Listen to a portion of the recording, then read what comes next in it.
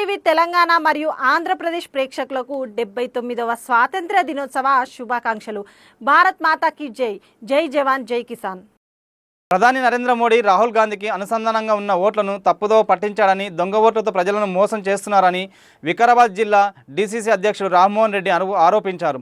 పట్టణంలో బాబు జగ్జీవన్ రామ్ చౌరస్తాలో కొవ్వొత్తుల ర్యాలీతో ప్రధానమంత్రి నరేంద్ర మోడీ దొంగ ఓట్లతో ప్రభుత్వం ఏర్పాటు చేస్తున్నాడని ఆరోపణలు చేశారు. మోడీని గద్దె దింపి రాహుల్ గాంధీని ప్రధానమంత్రి చేసే వరకు పోరాటం చేస్తామని తెలిపారు. బీజేపీ ప్రభుత్వం హిందువుల పేరు చెప్పుకొని హిందువులను మోసం చేస్తుందని మండిపడ్డారు.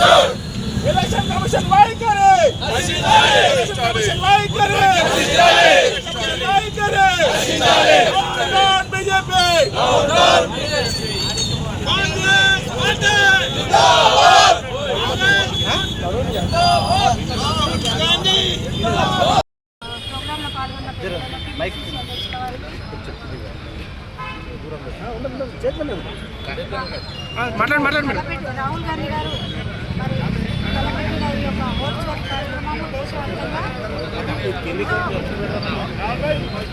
అందరూ ప్రజలందరూ గమనిస్తున్నారు.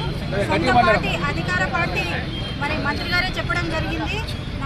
స్వయంగా నితీష్ గడ్కరీ గారే సాక్ష్యము 2,50,000 ఓట్లు మా నియోజకవర్గంలో మరి మా సొంత కుటుంబ సభ్యుల ఓట్లు కూడా గల్లంతైనాయి అని చెప్పడం జరిగింది. కాబట్టి ఓటు చోరీ దేశంలో చాలా పెద్ద ఎత్తున ఉంది. ఈ దొంగలందరినీ పట్టుకొని మరి బయటికి లాగాలంటే ప్రతి గ్రామంలో ప్రతి వీధిలో ఓటు చోరీ జరుగుతుంది. కాబట్టి ప్రతి బూత్లో ఎన్ని ఓట్లు ఉన్నాయి, ఎంతమంది గల్లంతైనరు.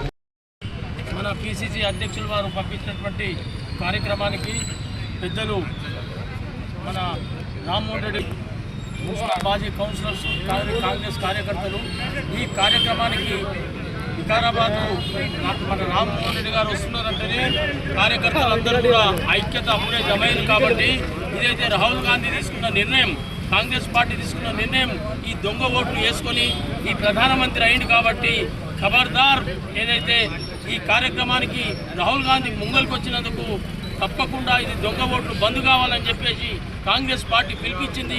కాంగ్రెస్ పార్టీ ఎప్పుడు పిలిపించినా కూడా ఈ కార్యక్రమం తప్పకుండా మేము పాల్గొంటామని చెప్పేసి రామ్మోహన్ రెడ్డి గారి నాయకత్వంలో, ఇక్కడ ప్రసాద్ కుమార్ గారి నాయకత్వంలో పనిచేస్తున్నాం. కాబట్టి మీరందరూ కూడా ఏదైతే రాహుల్ గాంధీ తీసుకున్న నిర్ణయానికి మనం అందరం కూడా కట్టుబడి ఉన్నామని చెప్పి చెప్పుకుంటూ సెలవు తీసుకున్నాం. 120 ఓట్లు, ఒక్కొక్కరు 150 ఓట్లు ఈ విధంగా రాసుకొని వాళ్ళ దొంగ ఓట్లు వేసుకొని ఈరోజు బీజేపీ అధికారంలోకి వచ్చినటువంటి పరిస్థితి ఈరోజు మనం భారతదేశంలో చూస్తూ ఉన్నాం మిత్రులారా. మరి మీరందరూ కూడా గమనించాల్సిన అవసరం ఉన్నది. ప్రజలందరూ కూడా మనం అందరం ఏమనుకుంటున్నామంటే మనం అందరం హిందువులం, బీజేపీ అయితేనే మన హిందుత్వాన్ని కాపాడుతుంది, మరి వేరే ఏ పార్టీ కూడా కాపాడదు అని ఒక సెంటిమెంట్తో ఈరోజు అందరూ కూడా బీజేపీకి ఓట్లేస్తున్న పరిస్థితి ఉన్నది.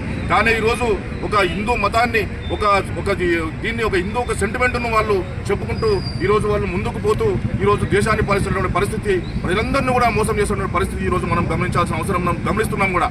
మరి కాబట్టి దీన్ని తీవ్రంగా ఖండిస్తూ ప్రజలందరూ కూడా మనమందరం ఇందులో ఇక్కడ ఉన్నటువంటి అందరూ కూడా చాలామంది వికారాబాద్ పట్టణంలో గాను దేశంలో ఉన్నటువంటి చాలామంది ఇంచుమించుగా 70% అందరూ కూడా హిందువులు ఉన్నారు. మరి వాళ్ళందరం కూడా అందరూ కూడా ఎవరెవరికి కొన్ని ఆలోచనలు ఉంటాయి. కొందరు దేవుళ్ళని నమ్ముతారు, కొందరు నమ్మరు. అయినప్పటికీ మాత్రం వారు హిందువులు కారంటూ కాదు. బీజేపీకి ఓటేసిన వాళ్ళు మాత్రమే హిందువులని కాదు. ఎవరైతే దేశ సేవ చేస్తారో, దేశానికి స్వాతంత్రం తీసుకొచ్చారో వాళ్ళు నిజమైన దేశస్తులు, నిజమైన స్వాతంత్ర సమరయోధులు. మరి వాళ్ళు దేశం కోసం పనిచేస్తున్నట్లు, వాళ్ళు దేశం కోసం పాటుపడుతున్నట్లు లెక్క. ఈరోజు ఓట్ల దొంగతనం చేసి ఈరోజు దేశంలో రాజ్యాంగాన్ని పాలిస్తూ రాజ్యాంగాన్ని కూడా వాళ్ళు హ్యాండ్ ఓవర్ చేసుకొని ఈరోజు ఈసీని కూడా హ్యాండ్ ఓవర్ చేసుకొని దొంగ ఓట్లను చేసుకొని ఈరోజు దేశాన్ని పాలిస్తున్నటువంటి బీజేపీ నాయకులు ఎవరు కూడా వాళ్ళు నిజమైన స్వాతంత్ర సమరయోధులు గారు, దేశం కొన్ని పనిచేస్తున్నట్టు గారు, వారు పెద్ద దొంగలు అని చెప్పి ఈ సందర్భంగా తెలియజేస్తూ మరి వెంటనే దీన్ని వాళ్ళు యాక్సెప్ట్ చేసి రాజ్యాంగంలో ఉన్నటువంటి ఈ లెక్క ప్రకారంగా వాళ్ళు రాజీనామా చేసి ఈ దేశంలో ఉన్నటువంటి దీన్ని వెంటనే వాళ్ళు ఉపసంహరించుకోవాలి, రాజీనామా చేసి గవర్నమెంట్ డిజాల్వ్ చేయాల్సిందిగా మేము డిమాండ్ చేస్తాము. మన రాష్ట్ర ఇన్ఛార్జ్ మీనాక్షి నటరాజన్ గారు, మన పిసిసి అధ్యక్షులు మహేష్ కుమార్ గౌడ్ గారు, మన గౌరవ ముఖ్యమంత్రి రేవంత్ రెడ్డి గారు అందరూ కలిసి ప్రతి జిల్లా కేంద్రంలో కూడా ఈరోజు కొవ్వొత్తుల ర్యాలీ తీయాలి. మన దేశం లోపల బీజేపీ ఏ విధంగా ప్రజలను వంచి దొంగదారిలో రాజ్యం వెళ్తుందన్న విషయాన్ని మన నాయకుడు రాహుల్ గాంధీ గారు ఒక పవర్ పాయింట్ ప్రజెంటేషన్ బెంగళూరులో ఇచ్చి ప్రజలకు, దేశంలో ఉన్నటువంటి ప్రజలకందరికీ కూడా అవగాహన కల్పించాడు. పార్లమెంట్లో కూడా అల్పేరుగాని పోరాటం చేస్తున్నాడు. మన ఎంపీలను, మన ఇండియా కూటమి సభ్యులను బీజేపీ ప్రభుత్వం పార్లమెంట్లో మాట్లాడడం లేదు. కనీసం రాష్ట్రపతి దగ్గరికి వెళ్తామంటే అరెస్ట్ చేసి పోలీస్ స్టేషన్లలో ఎంపీలను కూర్చోబెడుతున్నారు.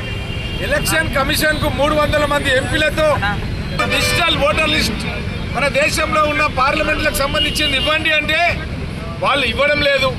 ఎందుకు ఇవ్వడం లేదంటే మొన్న లాస్ట్ టైం జరిగినటువంటి ఎన్నికల లోపల 25 పార్లమెంట్ నియోజకవర్గాల లోపల కేవలం 15,000 నుంచి 25,000 ఓట్ల లోపల దగ్గర 25 మంది పార్లమెంట్ సభ్యులు బీజేపీకి సంబంధించిన వాళ్ళు గెలిచిండ్రు.